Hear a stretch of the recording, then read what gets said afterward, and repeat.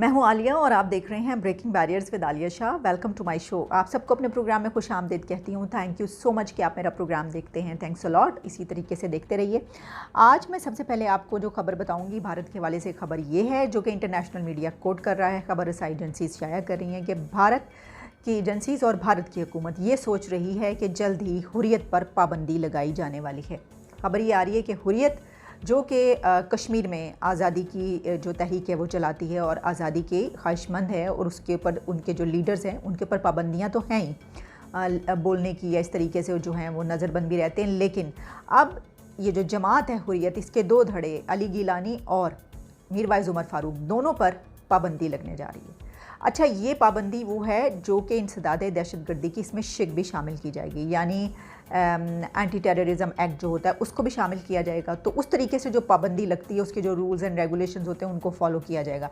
यानी आप ये समझ लीजिए कि जिस तरीके से कोई जमात बैन होती है तो जब उसको बैन किया जाता है उसमें जो भी उसके होते हैं रूल्स उसके मुताबिक उसको लिया जाता है। तो इसका मतलब ये हुआ कि अब हुर्रियत पर जो है वो पाबंदी लगने वाली है, क्योंकि यही खबरें आ रही हैं, अफवाहें यही आ रही हैं कि भारत की हुकूमत, नरेंद्र मोदी की हुकूमत हुर्रियत पर पाबंदी लगाने जा रही है। अच्छा, एक तो ये खबर जो है मैंने आप तक पहुंचाई। दूसरा एक और ख़बर जिस पे बहुत बात की जा रही है, बड़ा हंगामा हो रहा है, बड़ी मैं देख रही थी, बड़ी दिलचस्प खबरें उसके ऊपर आ रही हैं कि एक खातून जो थी उन्होंने एक टेलीविज़न प्रोग्राम में क्लिप मैंने देखा, उसमें बैठ कर उन्होंने कहा कि कश्मीर को जो है वो हम आज़ाद करवाएंगे और तालिबान असल में हमें कश्मीर आज़ाद करवा के देंगे।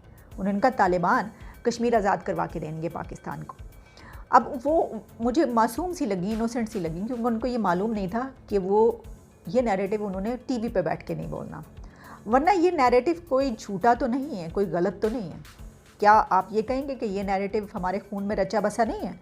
क्या ये नैरेटिव हम पढ़ते चले नहीं आए? क्या ये नैरेटिव हमें सिखाया नहीं जाता रहा? क्या हम ये बात जानते नहीं कि कश्मीर हमारा अटूट अंग है और हम इसी को लेकर चलते हैं? हमारा तो यही बयानिया है। हाँ, ये एक बयानिया अगर उन्होंने साथ शामिल कर दिए कि तालिबान अब ये आज़ाद करवा के देंगे, तो उनसे हम ये कहना चाह रहे थे कि अब मैं ये कह रही हूँ कि जो ये चाहते हैं और जो ये कह रहे हैं कि तालिबान का आज़ाद करवा के देंगे, जो भी ये कह रहा है, तो वो सबसे पहले उससे पहले वो ये काम करे कि ये जो पाबंदी लगने जा रही है अब, तो तालिबान से ये कहे कि आप भारत की हुकूमत को ये कहें कि वो ये वाला इक़दाम ना उठाए और पाबंदी ना लगाए।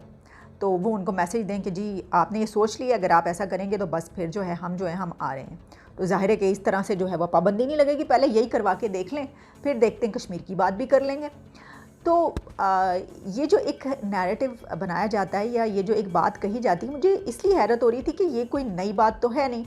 हम तो देखते हैं कि हम अपने जो किताबें होती हैं टेक्स्ट बुक से लेकर, तदरीसी इल्म से लेकर और उसके बाद बड़े होने तक, और फिर हर बच्चा जो है, हर जवान, हर बूढ़ा इसी बयानिए पर जो है और वो कट मरने के लिए भी तैयार है।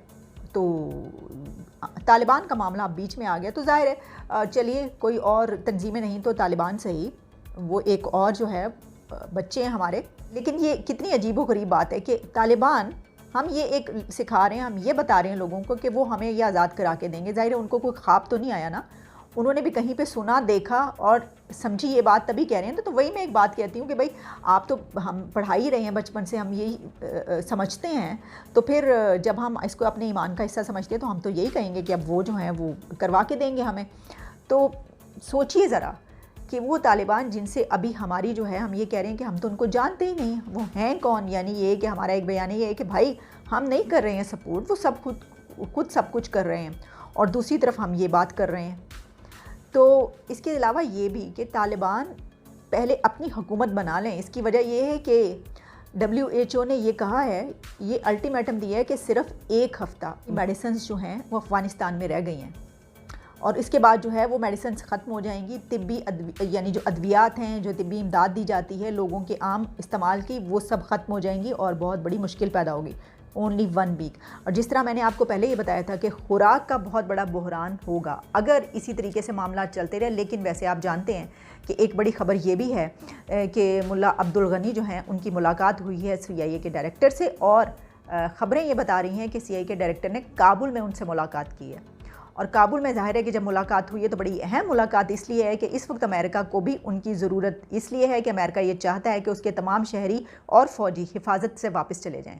और इस वक्त मुल्ला अब्दुल गनी और उनकी जो हुकूमत जो भी अफ़गानिस्तान में तालिबान की बनने जा रही है, उनकी पहली पहली तरजीह होगी कि वो उनसे फ़ंड्स हासिल करें, वो कहें कि हमें इतना पैसा चाहिए, क्योंकि मैंने आपको बताया था खुराक का इतना बड़ा फूड का बहरान पैदा होगा। तालिबान के पास कुछ नहीं है, वो जंगजू हैं, लड़ने मरने वाले। उनके पास क्या है? तालीम ना कुछ और, ना कोई हुनर, ना कुछ, सिर्फ असलहा वो कंधे पे लेकर चलते हैं और उसके अलावा कुछ भी नहीं है उनके पास। तो या फिर ये कि लड़ने मरने और कब्ज़े करने के अलावा तो उनको पूरी दुनिया की ज़रूरत होगी।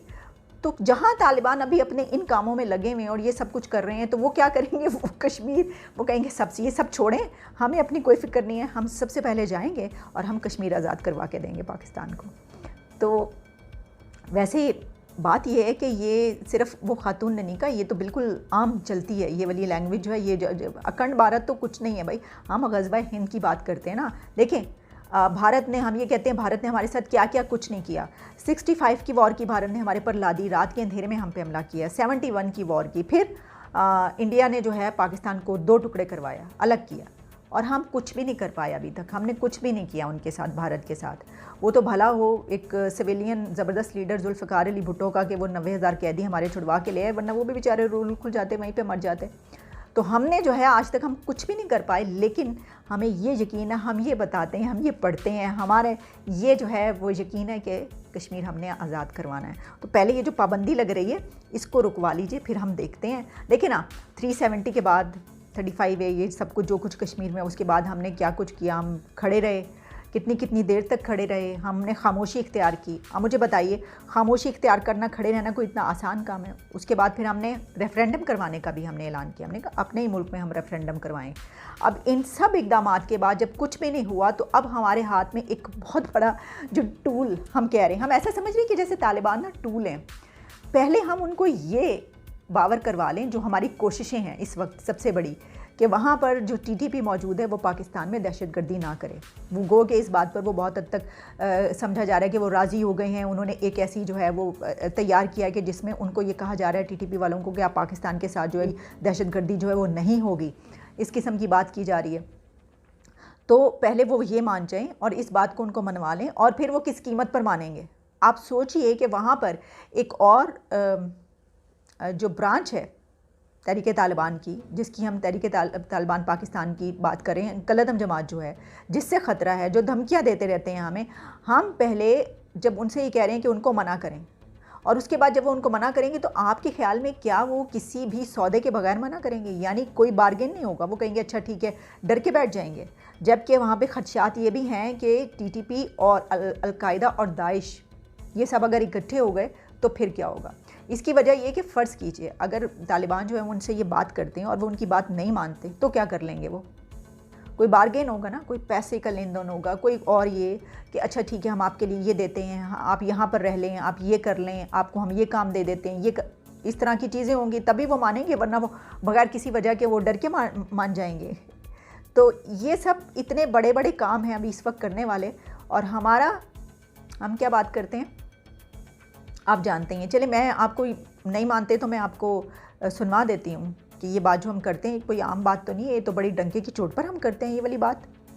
कोहे हिंदू कुश, ये बताया जाता है कि कोहे हिंदू कुश जो है वो, उसका नाम हिंदू कुश इसलिए क्योंकि वहाँ पर हिंदुओं को मारा जाता था, वहाँ पर हिंदुओं को बहुत बड़ी तादाद में कत्ल किया गया, ये बताया जा रहा है, ये बताया जाता है, और यही हमने अब दोबारा करना है, हम यही करना चाहते हैं। ये जो है ये एक बयानिया है, और भारत जो है वो कुछ नहीं कर सकता। और भारत अफ़गानिस्तान के हवाले से भी कुछ ना सोचे, भारत का अफ़गानिस्तान से कोई ताल्लुक़ नहीं। इसकी वजह ये है कि ज़ाहिर है कि अफ़गानिस्तान से बॉर्डर जो है वो पाकिस्तान का मिलता है, और पाकिस्तान के अब उसमें बहुत बड़े स्टेक्स हैं, और इससे भारत का कोई ताल्लुक़ नहीं है अफ़गानिस्तान के मसले से।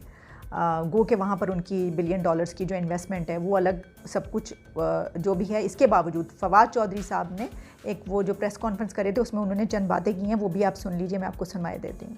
अमन का एक प्रोसेस है, अमन का जो एक अमल है उसको सबटाज किया जाए, हिंदुस्तान की तरफ से एक मुसलसल ये एफर्ट आ रही है, और हम ये समझते हैं कि ये एफर्ट जो है हिंदुस्तान इस मामलात से परे रहे।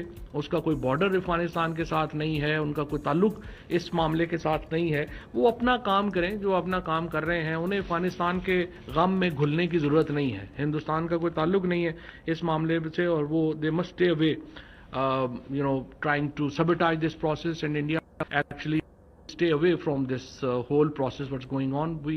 Pakistan is partner in peace, and we don't want any other country, including India, to sabotage this process. तो ये है जनाब सारी सूरत हाल। और इस सिचुएशन में जब आप ये बात करते हैं कि दोनों मुल्कों के बीच अच्छे ताल्लुकात हों और तिजारत हो, दोस्ती हो, तो इस सूरत हाल में इस बयानिए के साथ, इस तरह की चीज़ों के साथ जो है ना ताल्लुकात अच्छे होते हैं ना कुछ और होता है। अच्छा, मैं ये सोच रही थी कि एक तरफ तो हमने ये कहा कि जो पाकिस्तान है उसको बहुत ज़्यादा ख़तरात लाहक हैं, हम देख रहे हैं बिल्कुल हैं ख़तरात लाहक, और हमने कहा कि भारत की तरफ से भी और अफ़गानिस्तान की तरफ से, हर तरफ से ख़तरात लाहक। और दूसरी तरफ हम ये हर एक को जो है वो पढ़ाते हैं और बताते हैं कि जो कश्मीर है वो आज़ाद करवाना है। तो अगर ख़तरात पाकिस्तान को हैं तो फिर हम वहाँ पे जाके उधर से कश्मीर कैसे आज़ाद करवाएंगे? वो खातून जो कह रही हैं तो फिर इसका मतलब है वो बात सही कह रही हैं कि हम काम लेंगे। तो ये सूरत हाल जो है ना, मैं ये सोच रही थी कि वो तो बेचारी उन्होंने कह दी, ऐसा लग रहा था लोग तो इतने हैरान थे जैसे उन्होंने पहली मरतबा ये बात सुनी हो। ये बात कोई पहली मरतबा तो सुनी नहीं। और दिलचस्प बात यह है कि इस वक्त तो ये ख़तरात लाहक हैं इस खत्ते को कि जो तालिबान वहाँ पर आ गए हैं और जो अब उनकी हुकूमत कायम होगी तो क्या वाकई वो जो उनसे कहा जा रहा है इंटरनेशनल कम्युनिटी की तरफ से वो उसको लेकर चलेंगे, और क्या वो वहाँ पर जो ग्रोह मौजूद है दाइश से लेकर और दूसरे ग्रोह जो मैंने आपको बताया CIA के लीडर से जो है वो CIA के हेड से जो है वो उनकी मुलाकात हुई है और उनके बारे में जो है अब ये ज़ाहिर है कि कोई ना कोई फ़ैसला किया जाएगा क्या करना है। तो इस सूरत हाल में अभी तो हमें ये फ़िक्र लाहक है कि हम पाकिस्तान को वहाँ से होने वाली दहशतगर्दी से कैसे बचाएंगे। और एक और बहुत बड़ा मसला कि हम रिफ्यूजीज़ जो वहाँ से आएंगे, जो वहाँ से लोग आने की बहुत बड़ी तादाद में 25 लाख जो है पहले ही पाकिस्तान में, और वहाँ से अब मज़ीद आएंगे तो उनको हम किस तरीके से अकोमोडेट करेंगे। और देखिए तुर्की जो कि पूरी दुनिया में इस्लाम का और मुसलमानों का सबसे बड़ा अलंबरदार बनता है, उसने जो तैयब उर्दवान साहब हैं आपके बहुत बड़े लीडर, उन्होंने बिल्कुल साफ़ ये कह दिया है कि हम लोगों को नहीं लेंगे, हम अफ़गानिस्तान के लोगों को एक्सेप्ट नहीं करेंगे, अपने मुल्क में रेफ्यूजीज़ को नहीं लेंगे। हम जो है वहाँ से आने वाले लोगों को बिल्कुल एक्सेप्ट इसलिए नहीं करेंगे कि ये जो है ये हमारा मामला नहीं है, हमने इसमें कुछ नहीं किया, अमेरिका ने किया है जो कुछ किया है तो वो सब कंट्रीज़ जो हैं वो इनको लें। तो ये भी कोई नई बात नहीं, ये भी मैं आपको बताऊँ, ये नई बात इसलिए नहीं है क्योंकि पहले भी ऐसे ही हुआ था। जब शाम में, सीरिया में ये सब कुछ हुआ था तो जर्मनी ने अपने दरवाजे खोले थे और उन्होंने रेफ्यूजीज़ को लिया था। उस वक्त भी तुर्की, सऊदी अरेबिया और UAE सिर्फ खड़े देखते रहे थे। इन्होंने अपने मुसलमान बहन भाइयों को कबूल करना, अपने मुल्क के अंदर आने देना पसंद नहीं किया था। तो अभी भी हम जो है वो ऐसा ही देखेंगे।